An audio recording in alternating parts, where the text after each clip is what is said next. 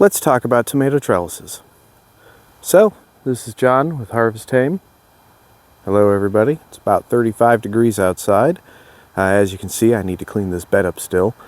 But I wanted to take a moment and talk about the tomato trellising system that I built last year, because I said I would do so in a previous video, and the one detailing how to build these arches, and then I didn't do it. So, let's get started here.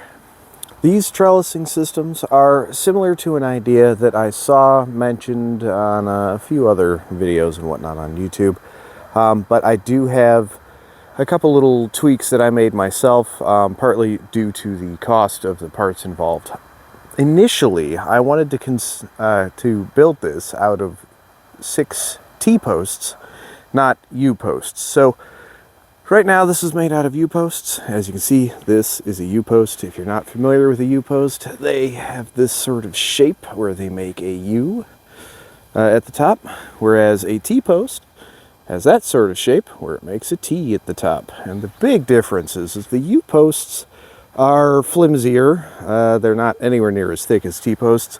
They tend to be taller, but that just kind of depends on what you're able to find in your area. And things don't fit over the U-posts as well as they do on the T-posts. Now, in my case, I went with U-posts specifically because at the time of building this trellis, I could not find the 7-foot long T-posts that I wanted. I could find 7-foot long U-posts, but not 7-foot long T-posts. This is a problem because if you do 6-foot long T-posts and then you pound them into the ground, that would have brought the top of this trellis here down to about there, which is below my eye level. Now, I am average height, so 5'9"-ish. So, yeah, that would not have been great. That would have put the top of the trellis at about 5'3", 5'4", something like that. And that's just no good. It's not enough room for indeterminate vining tomato varieties. So, what I ended up doing was, as a matter of necessity, I went and got U-posts instead of T-posts. This presents a problem though, because as you can see in this picture, the width of the U-post, again, this is the U-post, and the width of the T-post, which is that one down there, is different. This is important because the original plan that I saw involved using PVC pipe junctions, T-junctions for PVC pipe to hold the conduit on top of the T-posts, as opposed to these little plastic things. Now, these little plastic things worked all right. They're flimsy, right? They were able to take, between the 6 of them, they were able to take, without much problem, the weight of the tomato varieties. So that was good. Drawback, though, I bent that one a little bit while I was installing it. And as you can see now, I'm gonna have to replace it because we actually have, right there, sign of breakage. So I'm gonna have to replace this clip, which is fine. I mean, the clip itself is, I don't know, these were like maybe $2 a piece, these little plastic things. So anyway, we'll get to that when I discuss the whole build. So let's start. To do this, you're gonna need about a minimum of 4 posts, 1 for each corner of the bed. If the bed is wider than I'd say 6 feet, you're probably going to want to do a set of posts sort of in the middle. Mine are not exactly in the middle, but I like to think they're relatively close. I guess looking at that now, that's not that close to the middle. Anyway, it doesn't really matter, as long as there's some support in the middle of the bed as well. So in my case, with my 10-foot long beds, I went with 6 posts.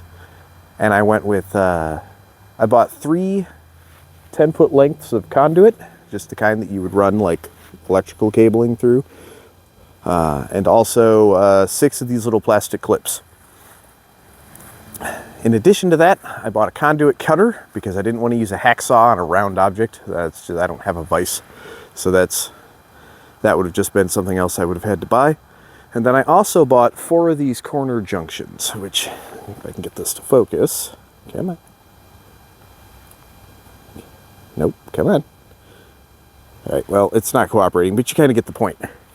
4 of the corner junctions, they were a few dollars each. I think they were around 5 each. So the length of the conduit, each conduit pipe was maybe $8.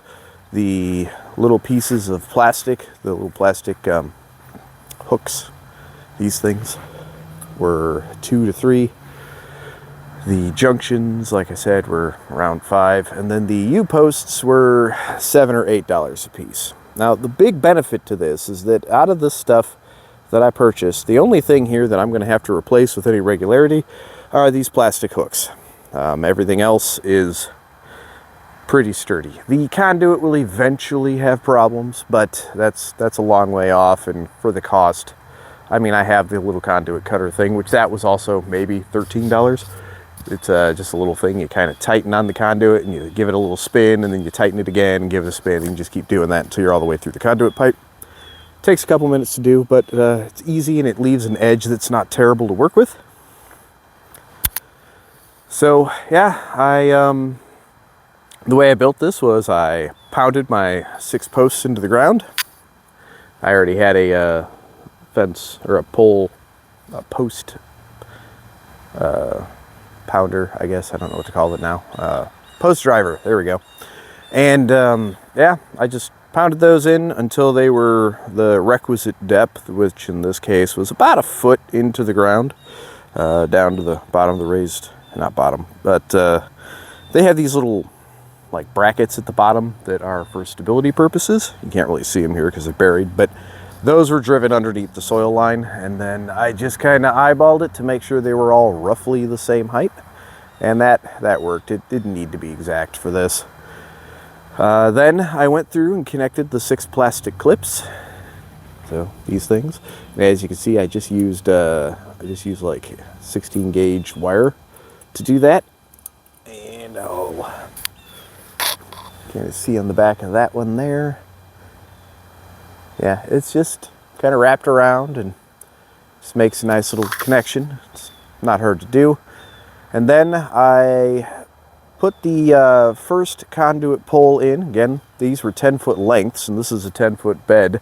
So I just kind of put the first one in, put the end caps on it, and then went through, put the other side in. So I went over here after doing that, went to the other long side, put that post in, did not put the end caps on that, and then I took my 10-foot pole that was left over, I connected it to this one here. I connected it into that junction there, straightened it out so that it was level with this one over here. Then I took the connection, kind of held it in place just to see where the end of the cable, or not cable, the end of the pipe needed to be, and then I cut the pipe to length. Once that was cut to length, I put the corner junction on, screwed everything down on that side, and that side was done. And then I just repeated that process down over here. After that, I went through and just did something like this, which, let's see, there we go.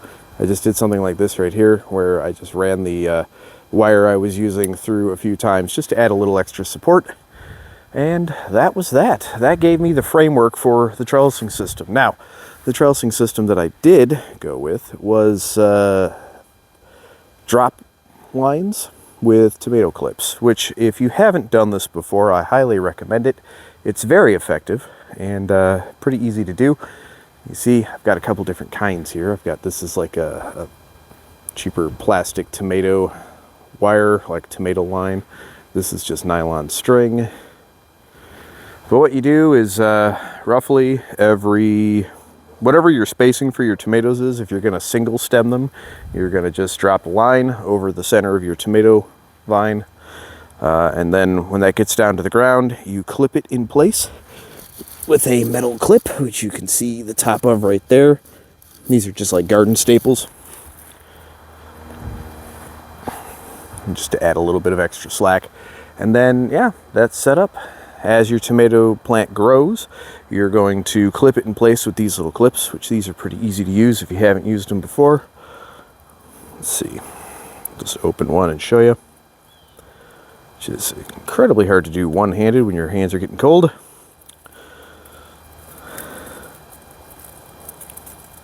And it's being difficult. There we go. Okay, so the way you would do this, we'll do it right here.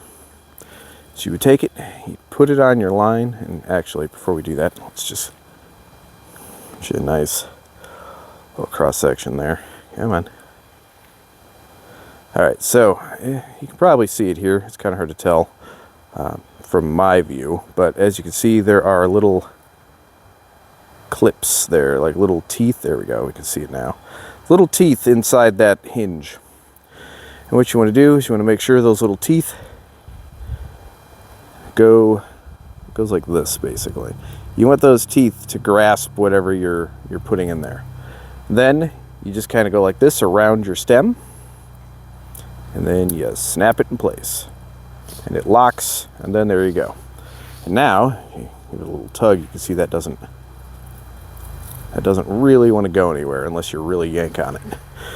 And you just do that every few inches up as your tomato plants grow. Now, in my case, most of these varieties of tomatoes were indeterminate, so I did not want to single stem them for long. I did single stem them for a bit just to keep airflow and whatnot down at the base of the plants healthy.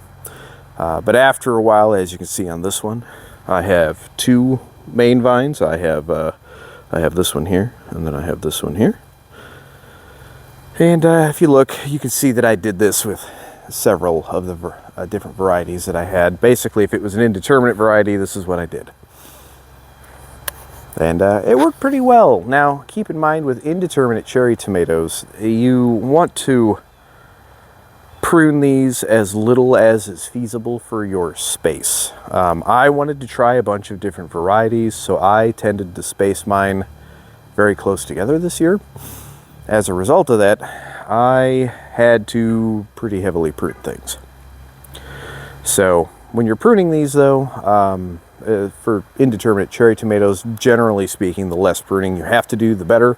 But you're going to still want to make sure you get the proper pruning done for things such as airflow and just to basically make sure your plants are healthy and whatnot. Make sure everything stays resistant to blight and different fungal diseases. You got to make sure you got good light penetration and good airflow to your plants. So anyway, yeah, this is pretty simple. I mean, this trellis system will last a good long time, except for the plastic pieces. And as you can see, actually, this one bent too, and that one I did not bend putting it in. So I'd really like to find a replacement for these, but unfortunately, the proper junction pieces to use, had this been built out of T-posts, each individual junction piece was like $20. So, and I would have needed 6 of those, and that was not a cost I was interested in paying. So instead, I went with these little things, and it worked okay. I'm going to have to replace 2 of them come spring, but, you know, could be worse. Anyway, hope that was informative, and thanks for watching. Till we talk again.